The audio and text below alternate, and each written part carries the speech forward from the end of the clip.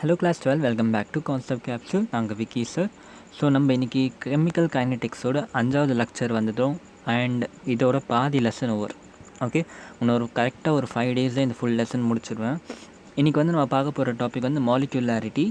And இதை பார்த்தோம்னா நமக்கு வந்து உங்கள் போர்டு எக்ஸாமில் எந்த மாதிரி நியூமெரிக்கல்ஸ் சம் கேட்டாலும் உங்களால் போட முடியும். ஓகே, அந்த மாதிரி வந்து பாதி லெசன் இஸ் கம்ப்ளீட்டாக. இதுக்கப்புறம் வரதெல்லாம் ரொம்பவே ஈஸியான டாபிக்ஸ் தான், டக்குன்னு படிச்சிடலாம். சரியா? ஸோ இன்றைக்கி ரொம்பவே சின்ன வீடியோவாக இருக்கும், டக்குன்னு முடிச்சிடலாம். அண்ட் யாராச்சும் ஒன்றும் நம்ம வீடியோவை சப்ஸ்கிரைப் பண்ணாமல், நம்ம சேனலை சப்ஸ்கிரைப் பண்ணாமல் இருந்தீங்க, சப்ஸ்கிரைப் பண்ண மறக்காதீங்க. சப்ஸ்கிரைப் பண்ணிவிட்டு you can watch the video continuously. And இன்னும் உங்களுக்கு மெட்டீரியல்ஸ் தேவைப்படுது அப்படின்னாக்கா நீங்கள் வந்து டெலிகிராமில் இந்த சேனலை சர்ச் பண்ணணும். @concept capsule v போட்டிங்கன்னா நம்ம சேனல் கிடைக்கும். அந்த சேனலில் உங்களுக்கு எல்லா கைண்ட் ஆஃப் மெட்டீரியல்ஸும் கிடைக்கும். Okay, irrespective of your board exam materials or competitive exam material ரெண்டுமே உங்களுக்கு கிடைக்கும். சரியா? நம்ம அதை பார்க்கலாம். ஸோ நம்ம இன்றைக்கி லெக்சர் ஸ்டார்ட் பண்ணுவோம். இன்றைக்கி வந்து மாலிகுலாரிட்டி. ஓகே, இதை போகிறதுக்கு முன்னாடி நம்ம நேற்றெல்லாம் பார்த்ததாக ஒரு சின்ன ரிவிஷன் மாதிரி பண்ணிடலாம். ஓகே, ஸோ மோஸ்ட் இம்பார்ட்டண்ட்டாக நம்ம பார்த்தது வந்து factors influencing rate of reaction. Okay, ஒரு ரேட் ஆஃப் ரியாக்ஷனில் வந்து என்னென்ன ஃபேக்டர்ஸ் தான் இன்ஃப்ளூயன்சிங்னா, நான் உங்களுக்கு முக்கியமாக 3 பாயிண்ட் சொன்னேன். First one concentration. Okay, second என்ன சொன்னேன்னா உங்களுக்கு கேட்டலிஸ்ட்டு சொன்னேன். ஓகே, இல்லாட்டி தேர்ட் ஒன் வந்து டெம்பரேச்சர். இந்த 3 விஷயத்தை வச்சு தான் உங்கள் ரேட் ஆஃப் ரியாக்ஷன் இருக்குதுன்னு சொன்னேன். ஓகே, ஒருவேளை உங்கள் டெம்பரேச்சர் அதிகமாக இருந்துச்சுனாக்கா ரேட் ஆஃப் ரியாக்ஷன் ரொம்ப ஃபாஸ்ட்டாக இருக்கும். ஓகே, அதே உங்களுக்கு கிட்ட ஒரு கேட்டலிஸ்ட் யூஸ் பண்ணுறீங்கன்னா ரேட் ஆஃப் ரியாக்ஷன் ரொம்ப ஃபாஸ்ட்டாக இருக்கும். அண்ட் கான்சன்ட்ரேஷனை வச்சு நம்ம நிறைய டீட்டெயிலாக பார்த்தோம். எப்படி கான்சன்ட்ரேஷன் இன்டெப்த்தாக நம்ம பார்த்தோம் கான்சன்ட்ரேஷனுக்கு மட்டும். Okay, so rate of reaction எப்படி டிபெண்ட் இருக்குது கான்சன்ட்ரேஷன்னாக்கா ROR is equals to A into small a இங்கே வந்துடும். Okay, K into small a மேலே வந்துடும். And B into small b மேலே வந்துடும். இதெல்லாம் நான் நேற்று உங்களுக்கு சொல்லி கொடுத்துருந்தேன். ஓகே, வேறு A அண்ட் B ஆர் என்னன்னு சொல்லணும், ரேட் லாவாக இருந்துச்சுனாக்கா ஆர்டர் ஆஃப் த ரியாக்ஷன் இருக்கணும். ஓகே, ரியாக்டன்ட் இருக்கணும். இல்லை நீங்கள் வந்து மாஸ் ஆக்ஷன் பார்க்குறீங்கன்னா A அண்ட் B என்னவாக இருக்கணும், சிம்பிளாக நம்மளோட ஜஸ்ட் கோஎஃபிஷியண்ட்டாக இருக்கலாம், இல்லாட்டி ஸ்டாஷியோமெட்ரியாக இருக்கலாம். கரெக்டாக புரிஞ்சு என்ன சொன்னேன்ட்டு 2 லா பார்த்தோம். நம்ம நடுவில் 2 லா போகணும்.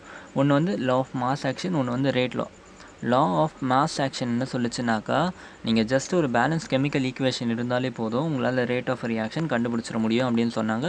சிம்பிளாக அந்த ரியாக்டண்ட்டோட பவரில் அதோட ஸ்டாஷியோமெட்ரியை போட்டுருங்க, வேலை முடிஞ்சுன்னு. ஓகே, பட் அது வந்து ஒரு தியரிட்டிக்கல் கான்செப்ட். அந்த கான்செப்ட் எல்லாத்துக்குமே அப்ளிகபிள் கிடையாது. யாருக்கு அப்ளிகபிள்?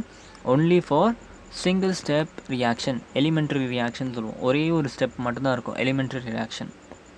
ஓகே, நிறைய ஸ்டெப்பில் இருக்க ரியாக்ஷனில் வந்து நம்மளால் வந்து அவர் சொன்ன மாதிரி மாஸ் ஆக்ஷன் சொன்ன மாதிரி நம்மளால் just A power X and B power Y போட முடியாது, ஸ்டாஷியோமெட்ரி வச்சு போட முடியாது.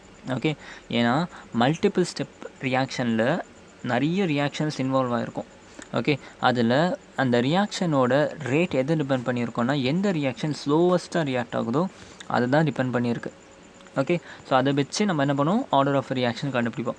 இல்லாட்டி நம்ம என்ன பண்ணுவோம், புதுசாக ஆர்டர் ஆஃப் ரியாக்ஷன் கண்டுபிடிக்கிறதுக்கு நம்ம ஒரு மெத்தட் யூஸ் பண்ணுவோம். என்ன, concentration method.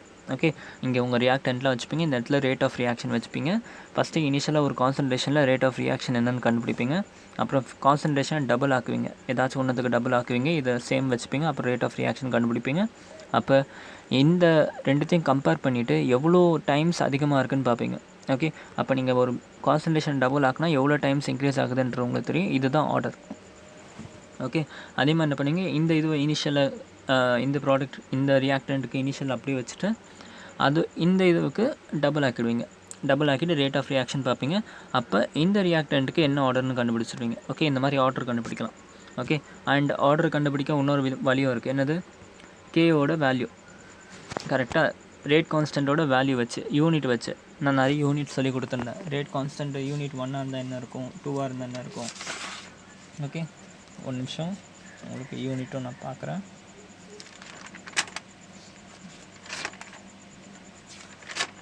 I think 3 or 4 unit சொல்லி கொடுத்தேன்னு நினைக்கிறேன். ஆமாம்,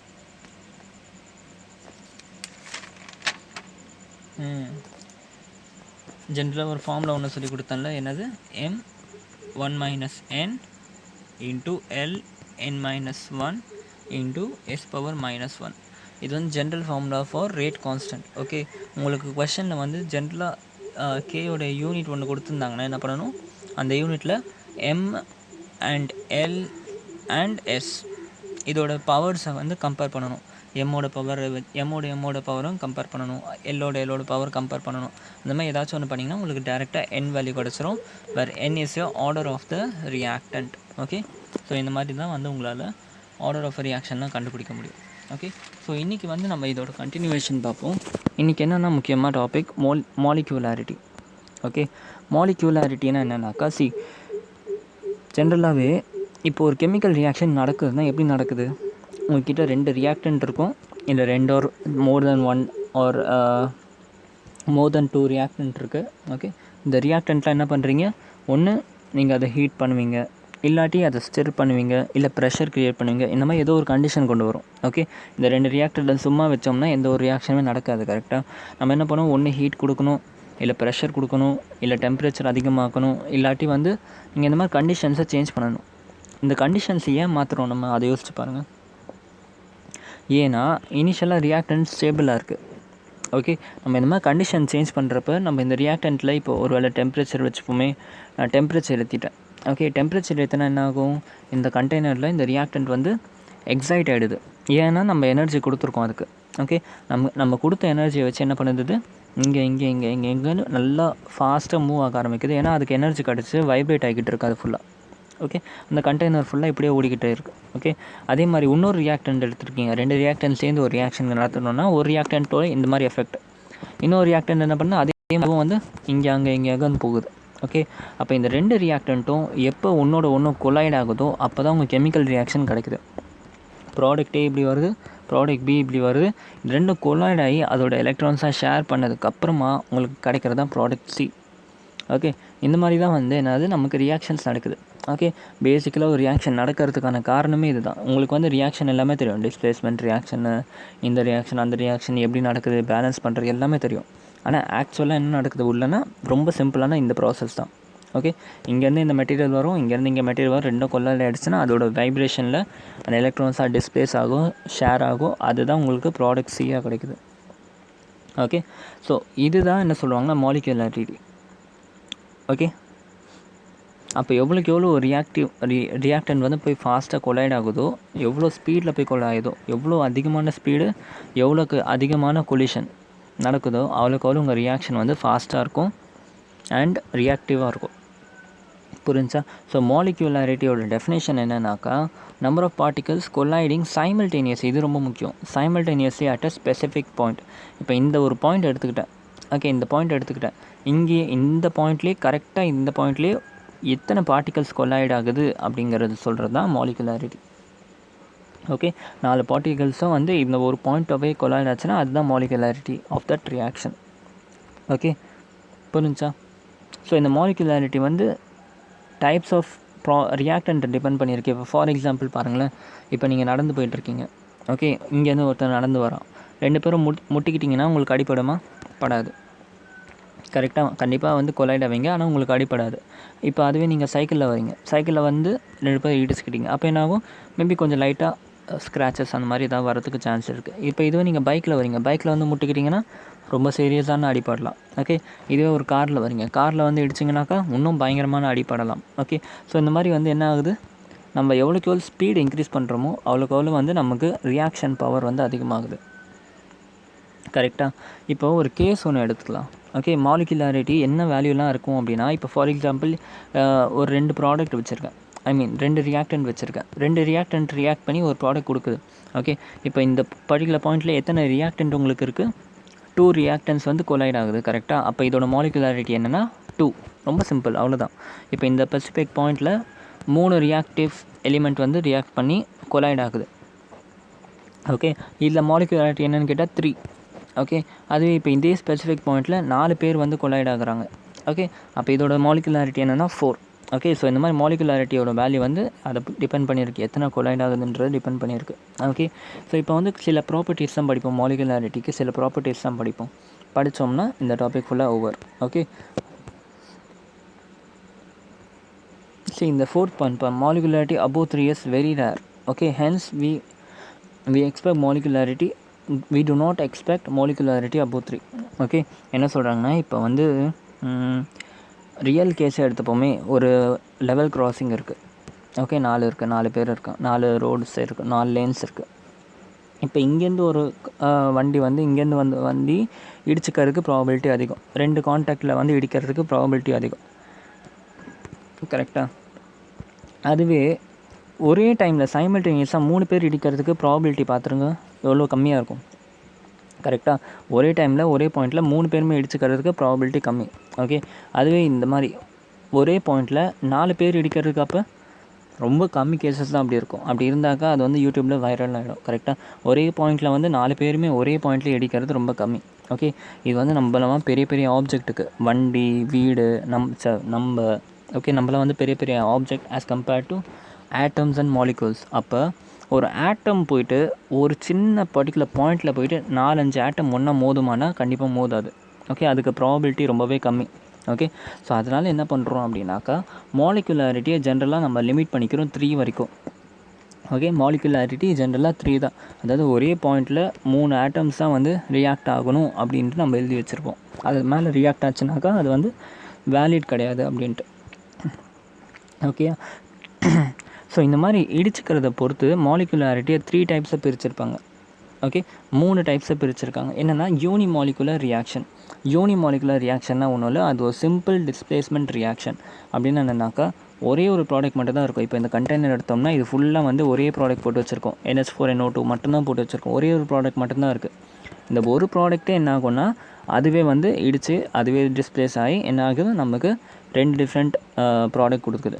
ஓகே, ஒரே ஒரு ரியாக்டன்ட்டு டிஸ்பிளேஸ் பண்ணி 2 இது கொடுக்குது. இந்த மாதிரி ஒரு ரியாக்ஷன் இருக்கிறதெல்லாம் என்ன சொல்லுவோம்னா யூனிமாலிகுலர் ரியாக்டன்ட் சொல்லுவோம். ஒரே ஒரு ரியாக்டன்ட் தான் இருக்குது மொத்தத்துலேயுமே. ஓகே, அப்போ இதோட மாலிகுலாரிட்டி என்னென்னா 1. சரியா? ஸோ இது வந்து ஒரே ஒரு ரியாக்டன்ட் போய் கொலைட் ஆகிறதுனால இப்போ வந்து என்ன ஆகுதுன்னா, ஒரு ஸ்பெசிஃபிக் பாயிண்டில் 2 ரியாக்டன்ட் கொலைட் ஆகுது. For example bimolecular reaction. இந்த ரியாக்ஷனோட பேர் வந்து பைமாலிகுலர் ரியாக்ஷன். பைமாலிகுலர் ரியாக்ஷன் என்ன ஆகுனா, 2 ஆப்ஜெக்ட் ஓகே ஒரு பாயிண்டில் போய் கொலைட் ஆகும். For example 2HI. இதில் வந்து ஹைட்ரோஜன் ஆட்டமும் இருக்குது, என்ன இருக்குது உங்களுக்கு HI ஆட்டமும், ஹைட்ரோஜன் ஆட்டம் எத்தனை, HI ஆட்டம் எத்தனை இருக்குன்னா 2 இருக்குது, 2 மோல்ஸ் இருக்குது. ஒரு HI ஆட்டம் ஓகே மாலிக்யூல் சொல்லணும்ல, ஒரு HI மாலிக்யூல், இன்னொரு HI மாலிக்யூல், 2 மாலிக்யூல்ஸ் இருக்குது. இந்த 2 மாலிக்யூல்ஸாக போய் ஒரே பாயிண்டில் கொலைட் ஆகுது. கரெக்டாக? அதனால தான் இந்த இடத்துல வந்து மாலிகுலாரிட்டி வந்து 2ன்னு சொல்கிறோம். ஓகே, சிம்பிளாக ரியாக்ஷனை பார்த்த உடனே மாலிகுலாரிட்டி சொல்லிடலாம். ஓகே, எத்தனை மாலிகுலாரிட்டி இருக்குது, இங்கே 2 இருக்குது. ஏன்னா ஒரு HI இங்கே இருக்குது, இன்னொரு HI இருக்குது, 2 கொலைட் ஆகிக்குது. ஸோ மாலிகுலாரிட்டி வந்து 2. தேர்ட் டைப் என்னென்னா ட்ரை மாலிகுலாரிட்டி. அப்படின்னு என்ன அர்த்தம்னா, 3 மாலிக்யூல்ஸ் போய் ஒரே இடத்துல போய் கொலைட் ஆகிறது தான் ட்ரை மாலிகுலாரிட்டிஸ். ஃபார் எக்ஸாம்பிள் இந்த மாதிரி reaction 2SO2 + O2 will give you 2SO3. Okay, இப்போ இதில் பார்த்தோம்னா 2 SO2 மாலிக்யூல் ஒரு ஆக்சிஜன் மாலிக்யூல் போய் ஒரே இடத்துல கம்பைன் ஆகுது. ஓகே, அப்போ இதோட மாலிகுலாரிட்டி வந்து 3. சரியா? ஸோ இது வந்து டைப்ஸ் ஆஃப் மாலிகுலாரிட்டி. இப்போ ஃபார் எக்ஸாம்பிள் அதே மாதிரி பேசிஸில் நீங்கள் இதுக்கு போட முடியுமா? சரி, இந்த எக்ஸாம்பிள் பாருங்கள். KClO3 + 6 FeSO4 + 3 H2SO4 gives KCl + 3 Fe2SO4 thrice and SO3 thrice + 3H2O. Okay, உங்களுக்கு இந்த மாதிரி இருக்குது. இப்போ இதில் மாலிகுலாரிட்டி என்னன்னு சொல்லுங்கள் பார்ப்போம். மாலிகுலாரிட்டி என்னன்னாக்கா என்ன பண்ணணும், ஜஸ்ட்டு எத்தனை மாலிகூல்ஸ் இருக்குது எல்லாத்தையும் ஆட் பண்ணணும். இங்கே 3 மோல்ஸ் இருக்குது, இந்த இடத்துல 6 மோல்ஸ் இருக்குது, இந்த இடத்துல 1 மோல் இருக்குது. அப்போ 3 + 6 + 1 வந்து 10. அப்போ நீங்கள் மாலிகுலாரிட்டி 10ன்னு சொல்ல முடியுமா? டெஃபினட்டாக சொல்ல முடியாது. அதுக்கு என்ன அர்த்தம், ஒரே பாயிண்டில் 10 மாலிகூல்ஸ் போய் அட்டாக் பண்ணுதுன்றதுக்கு அர்த்தம் அது. Okay, so which is not possible. Okay, அப்போ இந்த ரியாக்ஷனுக்கு நீங்கள் மாலிகுலாரிட்டி 10ன்னு சொன்னது தப்பு. ஓகே, 10 வராது. ஏன்னா மேக்ஸிமம் மாலிகுலாரிட்டி வந்து 3 வரைக்கும் நம்ம லிமிட் பண்ணி வச்சுருக்கோம். அப்போ 10ன்னு போகிறது ரொம்பவே ரேர் அண்ட் ரொம்பவே கஷ்டம் அண்ட் போகாதும் கூட.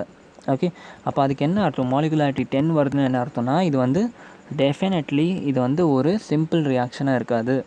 அப்படின்னு என்னென்னா, இது 4-5 ரியாக்ஷன் சேர்ந்த மாதிரி வர ரியாக்ஷன் தான் இது. புரிஞ்சா? ஸோ இதுதான் வந்து அந்த 10ன்னு வர்றதுக்கான ரீசன். ஓகே, அப்போ இது ஒரு சிம்பிள் ரியாக்ஷன் கிடையவே கிடையாது. இந்த ரியாக்ஷன் வந்து 4-5 மாலிகுலில் சேர்ந்து வந்திருக்க ரியாக்ஷன் அர்த்தம். ஓகே, ஸோ இதை வச்சு நீங்கள் இந்த மாலிகுலாரிட்டியை வச்சு கூட நீங்கள் என்ன பண்ணிக்கலாம்னா, ஒரு ரியாக்ஷன் வந்து சிம்பிள் ரியாக்ஷனாக இல்லை வந்து மல்டிபிள் ரியாக்ஷனாக சொல்லிக்கலாம். ஓகே, இப்போ நம்ம ரேட் ஆஃப் ரியாக்ஷன் கண்டுபிடிக்கிறப்ப நம்ம என்ன சொன்னோம், ஆர்டர் வேணுமா இல்லை வந்து ஜஸ்ட் கோஎஃபிஷியன்ட் வச்சு நம்ம வந்து வேலையை முடிச்சுக்கலாமான்னு பார்த்தோம்ல கரெக்டாக.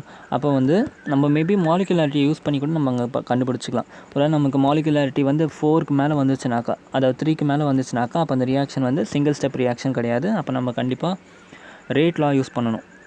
மாஸ் ஆக்ஷனை யூஸ் பண்ணி நம்மளால் ஜஸ்ட் ஸ்டாஷியோமெட்ரியை மட்டும் அந்த ப்ராடக்ட்டோட பவரில் போட முடியாது. ஓகே, ஸோ இந்த மாதிரி நீங்கள் மாலிகுலாரிட்டி யூஸ் பண்ணி ரியாக்ஷன்ஸை கிளாஸிஃபை பண்ணிக்கலாம். ஓகே, இப்போ இந்த ரியாக்ஷன் பார்த்தோம்னா மாலிகுலாரிட்டி 10 வருது. அப்போ இது வந்து ஒரு காம்ப்ளெக்ஸ் ரியாக்ஷன். ஓகே, அப்போ இந்த ரியாக்ஷனோட ரேட் எதை டிபெண்ட் பண்ணியிருக்கோன்னா, இப்போ இதில் நிறைய ரியாக்டன்ட் வந்து நிறைய ரியாக்ஷன்ஸாக பிரிஞ்சிருக்கும். 4-5 ரியாக்ஷன் சேர்ந்த மாதிரி இந்த ரியாக்ஷன் வந்திருக்கு கரெக்டாக.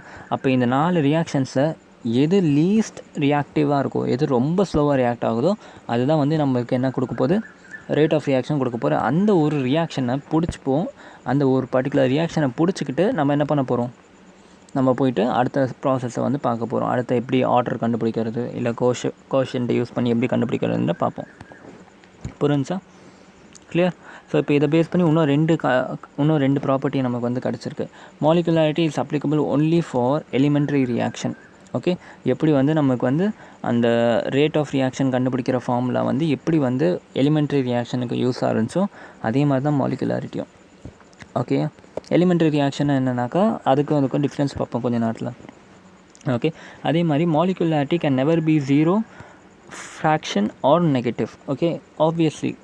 ஓகே, ஒரு ரியாக்ஷன் நடத்துகிறீங்கன்னா அந்த ரியாக்ஷனில் கொலிஷனே நடக்காமல் அந்த ரியாக்ஷன் நடக்கவே நடக்காது. ஓகே, ஸோ அதனால் molecularity zero. Molecularity can never be fraction. Okay, பாதி மாலிகுல் மட்டும் போய் ரியாக்ட் பண்ணாது. பாதி மாலிகுல் அப்படியே இங்கே இருக்கும், பாதி மாலிகுல் மட்டும் போய் கொலைட் ஆகுமா, ஆகாது. ஆனால் ஃபுல் மாலிகுலும் போய் கொலைட் ஆகும் கரெக்டாக. அந்த மாதிரி ஃப்ராக்ஷன்ஸ்லையும் வேல்யூ இருக்காது. அதே மாதிரி நெகட்டிவ் ஜீரோவாகவே இருக்க முடியாது, நெகட்டிவாகவும் இருக்க முடியாது கரெக்டாக. ஜீரோவே இல்லை, அப்போ நெகட்டிவ் மட்டும் எப்படி இருக்கும், நெகட்டிவ் இருக்காது. ஓகே, ஸோ இதெல்லாம் வந்து ப்ராப்பர்ட்டிஸ் ஆஃப் மாலிகுலாரிட்டி. ஓகே, நான் திரும்ப ஒரு வாட்டி மாலிகுலாரிட்டி ப்ராப்பர்ட்டிஸாக உங்களுக்கு சொல்கிறேன். ஃபஸ்ட்டு வந்து மாலிகுலாரிட்டி வந்து என்னது, எலிமெண்ட்ரிக்கு மட்டும்தான் யூஸ்ஃபுல்லாக இருக்கும். சரியா?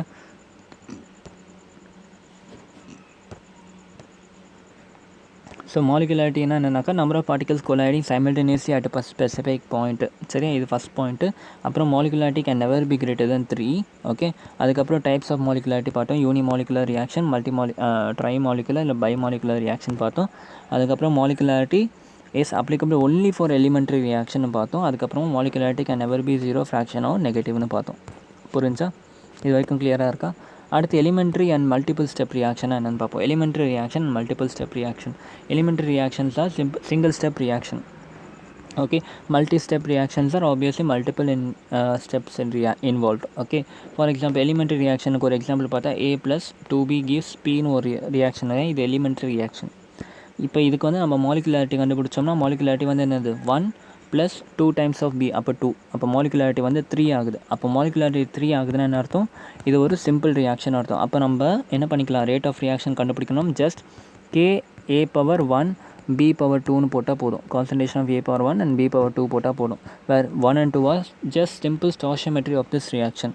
ஓகே, அப்போ நம்ம ஸ்டாஷியோமெட்ரி யூஸ் பண்ணோம்னா நம்ம எந்த லா யூஸ் பண்ணியிருக்கோம், ரேட் லாவா இல்லை மாஸ் ஆக்ஷன் லாவா யூஸ் பண்ணியிருக்கோன்னு அர்த்தம்.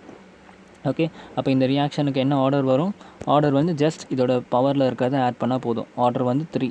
ஓகே, மாலிகுலாரிட்டி வந்து 3. மோஸ்ட் ஆஃப் த கேசஸ்க்கு மாலிகுலாரிட்டியும் ஆர்டரும் சேமாக தான் இருக்கும். ஓகே, புரிஞ்சா? இது வந்து சிங்கிள் ஸ்டெப்பாக இருந்துச்சுன்னா. இதே மல்டி ஸ்டெப்பாக இருக்குது. ஃபார் எக்ஸாம்பிள் 3a + 2b = xன்னு இருக்குனாக்கா ஃபஸ்ட்டு ஸ்டெப் என்னவாக இருக்கும், 2a + b gives d. Okay, இது வந்து ஃபஸ்ட்டு ரியாக்ஷனாக இருக்கும். செகண்ட் ரியாக்ஷன்னா a + c gives c e. Okay, third ரியாக்ஷன்னா e + b gives x. Okay, so இப்போ இது எல்லாத்தையும் சேர்த்து எழுதினோம்னாக்கா ஏவும் டியும் கேன்சல் ஆகும், இயும் கேன்சல் ஆகிடும் கரெக்டாக. மீதி என்ன இருக்குது, 3a + b 2b. Okay, 3a + 2b gives xன்னு வருது. ஓகே, இப்போ இது எல்லாத்துக்கும் தனித்தனியாக நம்ம ஆர்டர் கண்டுபிடிச்சா என்ன ஆகும், மாலிகுலாரிட்டி கண்டுபிடிச்சா என்ன ஆகும். இதுக்கு மாலிகுலாரிட்டி பாருங்கள். இப்போ ஆக்சுவலாக இதுக்கு ஃபுல்லாக மாலிகுலாரிட்டி பண்ணி பார்த்தீங்கன்னா 1 2 3 4 5 மாலிகுலாரிட்டி 5 வருது, விச் இஸ் நாட் ஃபீஸபிள் கரெக்டாக. அதுவே இப்போ நம்ம இந்த ரியாக்ஷனை பிரேக் டவுன் பண்ணிவிடுவோம். இப்போ மாலிகுலாரிட்டி கண்டுபிடிச்சோம்னா 2 + 1 3, 1 + 1 2, 1 + 1 2. சரியா, இப்போ இது பாருங்கள், மூணுமே வேலிட், மூணுமே சிம்பிள் ரியாக்ஷன்ஸாக வருது, எலிமெண்ட்ரி ரியாக்ஷன்ஸாக வருது. ஓகே, அப்போ இதுக்கு வந்து நம்ம என்ன பண்ணிக்கலாம், ரேட் ஆஃப் ரியாக்ஷன் கண்டுபிடிச்சிக்கலாம். எப்படின்னா இந்த மூணுத்தில் எது ஸ்லோவஸ்ட்டாக இருக்கோ அதோட ரேட் ஆஃப் ரியாக்ஷன் கண்டுபிடிச்சோம்னா அதுதான் இந்த ஃபுல் ரியாக்ஷனுக்கு rate of reaction. Okay. So for example let us assume that இந்த ரியாக்ஷன் தான் ஸ்லோவஸ்ட்டுன்னு வச்சுப்போமே. ஓகே, இந்த ரியாக்ஷன் தான் ஸ்லோவஸ்ட். அப்போ இதுக்கு வந்து ரேட் ஆஃப் ரியாக்ஷன் எழுதணும்னா இப்படி எழுதிக்கலாம், சிம்பிளாக எழுதிக்கலாம். எப்படி? Rate of reaction equal to e⁻1 into b⁻1. Okay, concentration of e⁻1 into concentration of b⁻1 into k. Okay, இப்போ இதோட ஆர்டர் கண்டுபிடிச்சோம்னா 1 + 1 2. சரியா? மாலிகுலாரிட்டி ஆர்டரும் சேமாக வருது. So correct. ஓகே, இப்போ நம்ம என்ன பண்ணிக்கலாம்னா இந்த ஈன்றது வந்து நம்ம ஃபைனல் ரியாக்ஷனை எந்த விதமான இம்பேக்ட்டும் கொடுக்கறது இல்லை. ஓகே, இந்த ஈன்றது ஒரு கேட்டலிஸ்ட் மாதிரி தான் இருக்குது, எந்த ஒரு இம்பேக்ட்டுமே ஃபைனலில் கொடுக்கல. ஸோ அதனால் நம்ம என்ன பண்ணிக்கலாம், இந்த ஈயை வந்து நெக்லெக்ட் பண்ணிக்கலாம். ஓகே, அப்போ rate of reaction just concentration of b⁻1, அவ்வளோதான். Concentration of b⁻1 = k. இதில் என்ன தெரியுதுனாக்கா, நம்மளோட இந்த ரியாக்ஷனோட ரேட் வந்து ஏவை டிபெண்ட் பண்ணி இல்லவே இல்லை. ஓகே, நம்ம ஏவோட கான்சன்ட்ரேஷன் எவ்வளோ அதிகப்படுத்தினாலும் சரி நமக்கு ஒரு எஃபெக்ட்டும் வராது. ஏன்னா நம்ம rate of reaction is only depend on B. புரிஞ்சா? நம்ம எவ்வளோக்கு எவ்வளோ பி அதிகப்படுத்துகிறோமோ அவ்வளோக்கு எவ்வளோ ஃபாஸ்ட்டாக இந்த ரியாக்ஷன் நடக்கும். புரிஞ்சா? கிளியராக? அடுத்து ஒரு என்சிஆர்டி எக்ஸாம்பிள் மட்டும் பார்த்துருவோம். சரியா? இப்போ வந்து ஒரு ரியாக்ஷன் இருக்குது ஏ, அது வந்து ஒரு ப்ராடக்ட் பி கொடுக்குது. சரியா? And this reaction follows second order. இந்த ரியாக்ஷனோட ஆர்டர் வந்து செகண்ட் கொடுத்துரும். அப்படின்னு அர்த்தம் n = 2ன்னு கொடுத்துருக்காங்க. n = 2 கொடுத்தா கேயோட யூனிட் என்ன வரும்னு கொஞ்சம் ஞாபகப்படுத்தி பாருங்கள். கேயோட யூனிட் என்ன வரும்? m(n-2) L2 - 1 × s⁻−1. அதில் n = 2 போட்டிங்கன்னா உங்களுக்கு வந்து யூனிட் கிடச்சிரும். சரியா? இதெல்லாம் given. Rate of reaction is equal to KA⁴2ன்னு சொல்லிட்டாங்க. ஓகே, ஆப்வியஸாக செகண்ட் ஆர்டர் ரியாக்ஷனாக இருந்தால் KA⁴2ன்னு தான் இருக்கணும் கண்டிப்பாக. கரெக்டாக? ஸோ இது கிவன். இப்போ வந்து என்ன கேட்குறாங்க, if concentration of A is double, rate of reaction என்ன ஆகும்னு கேட்குறாங்க. ஓகே, ரொம்ப சிம்பிள் தானே. If concentration of A is half, rate of reaction என்ன கேட்குறாங்க. If concentration of A is 3 times, rate of reaction என்ன கேட்குறாங்க. ஓகே, இந்த கொஷின் சால்வ் பண்ணுறது ஈஸி. ஓகே, பட் இந்த கொஷனை பார்த்த உடனே செகண்ட் ஆர்டர்னு சொன்னோடனே என்னோட வேல்யூ 2ன்றது உங்களுக்கு தெரியணும். ஓகே, அடுத்து கேயோட வேல்யூ இதை வச்சு எப்படி கொண்டு வர்றதுன்னு தெரியணும். ஓகே, அதுக்கப்புறமா எப்படி இன்டர்ப்ரேட் பண்ணி நம்ம ஆன்சர் கொண்டு வரதுன்னு தெரியணும். For example if concentration of A is double, அப்போ ரேட் ஆஃப் ரியாக்ஷன் என்ன ஆகும்னு கேட்டாக்கா என்ன பண்ணணும், முதல்ல let us initially assume that concentration of A is 1. Okay, இனிஷியலாக கான்சன்ட்ரேஷன் ஆஃப் A 1 இருக்கும்போது ரேட் ஆஃப் ரியாக்ஷன் என்ன எழுதும்? ரேட் ஆஃப் ரியாக்ஷன் = K1 என்ன போட்டுக்கலாம், 1ன்னு போட்டுக்கலாம். சாரி 2ன்னு இருக்குல்ல, 2 போட்டுக்கலாம். அப்போ என்ன ஆகும், இதை சால்வ் பண்ணால் 1² வந்து 1 தான். அப்போ இனிஷியலி ரேட் ஆஃப் ரியாக்ஷன் வந்து Kன்னு வச்சுக்கலாம். ஓகே, Kன்னு வச்சுக்கிட்டோம். இப்போ என்ன பண்ணுறோம், கான்சன்ட்ரேஷன் இஸ் டபுள்டு, அதாவது ஏவை வந்து டபுள் ஆக்கணும்.